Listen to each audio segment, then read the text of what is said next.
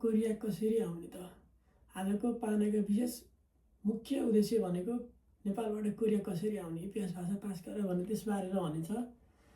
त्यसको लागि हामीले आज तयार पारेका छौँ। कोरिया आउने सपना देख्दै हुनुहुन्छ के तपाईँ पनि इतिहासबाट कोरिया आउने सपना देख्दै हुनुहुन्छ? आज म छोटकारीमा बताउँछु नेपालबाट कोरिया आउन के गर्नुपर्छ त। हेर्दै जाउँ सुन्दै जाउँ है त आज गफ।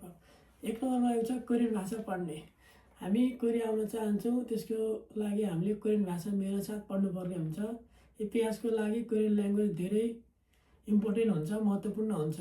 एचआरडी कोरियाको एक्जाम पास गर्नुपर्छ। त इतिहास परीक्षा दिनुभयो तपाईँहरूले इतिहास परीक्षा दिनु लागि फर्म भर्नुपर्ने हुन्छ। फर्म भरेर विभिन्न चरणहरू पुरा गर्दै इतिहास भाषा पढेर तपाईँले त्यसको लागि चाहिँ इतिहास भाषा परीक्षा पास गर्नुपर्ने हुन्छ। नेपालमा सरकारले खुलाउने इतिहास एक्जाममा अप्लाई गर्ने रिडिङ र लिसनिङ राम्रो हुनुपर्छ। यसको लागि रिडिङ र लिसनिङको व्यवस्था गरेको हुन्छ। यसमा चाहिँ हाम्रो अहिले चाहिँ ट्याबबाट एक्जाम लिइन्छ। त्यसमा चाहिँ राम्रो पोख्त हुनुपऱ्यो, राम्रो भाषाको ज्ञान हुनुपऱ्यो। ट्याबमा एक्जाम दिनु पऱ्यो, अलिअलि प्र्याक्टिकल गर्नु पऱ्यो तपाईँहरूले है। अनि भाषा मात्रै पढेर भएन, त्यो भाषाको एक्जाम पनि दिँदै गर्नु पऱ्यो बेला बेलामा।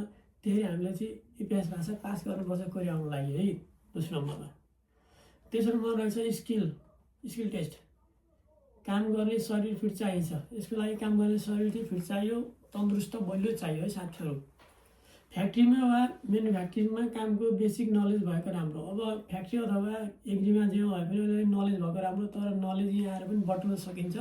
त्यसको नलेज खासै आवश्यक पनि पर्दैन साथीहरू है। कोरिया आउनु लागि आज के गर्नुपर्छ नेपालबाट भन्ने त्यसको बारेमा मैले राम्रो जानकारी तपाईँहरूलाई दिँदैछु। 4 नम्बरमा जब भाषा पास भएपछि जब रोस्टर। भाषा पास भएपछि जब रोस्टर रे। जब तपाईँ पास हुन्छ त्यस पछाडि रोस्टरमा जान्छ तपाईँको नाम। एक्जाम पास गरेपछि रोस्टरमा नाम आउँछ। त्यसपछि कम्पनीले छनौट गर्छ, तपाईँको नाम आउँछ, त्यो लिस्टमा आउँछ, रिजल्ट हेर्नुहुन्छ। त्यस पछाडि कम्पनीले तपाईँको छनौट गर्छ, रोस्टरमा नाम लगिन्छ। कोरिया जाने तयारी, भिसा मेडिकल ओरिएन्टेसन गरेर फाइनली कोरिया। यति गइसकेपछि तपाईँहरूले चाहिँ फाइनली कोरिया आउन सक्नुहुन्छ है त। पहिला भाषा पास गर्नु पऱ्यो। भाषा पास गरेपछि स्किल टेस्ट हुन्छ, स्किल टेस्ट पनि पास गर्नु पऱ्यो। स्किल टेस्ट पास गरिसकेपछि त मेडिकल हुन्छ, फिट अनफिट के हुन्छ। फिट हुनुभयो, त्यसमा फिट भएपछि तपाईँको सिसिबिआईहरू फर्म भरिन्छ, जब एप्लिकेसन फर्महरू भरिन्छ। त्यस पछाडि फेरि ट्रेनिङ गराइन्छ। ट्रेनिङ गराएपछि भिसा मेडिकल सबै ओरिएन्टेसन गरेर फाइनली कोरिया आइन्छ साथीहरू।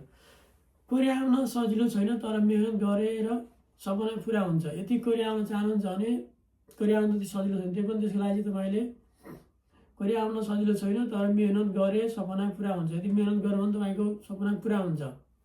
यस्तो गर्नु भने तपाईँले चाहिँ आफ्नो सपना पुरा गर्नुहुन्छ। मैले जति भन्दै गएँ तीहरू सबै पुरा गर्नु भने चाहिँ तपाईँले आफ्नो सपना पुरा सक्नुहुन्छ। मेरो युट्युब च्यानल चाहिँ परदेशीको पाना रहेको छ। यो भिडियो परदेशीको पाना युट्युब च्यानलमा, टिकटक परदेशीको पाना र फेसबुक बाबुराम फुयाल त्यसमा अपलोड हुनेछ।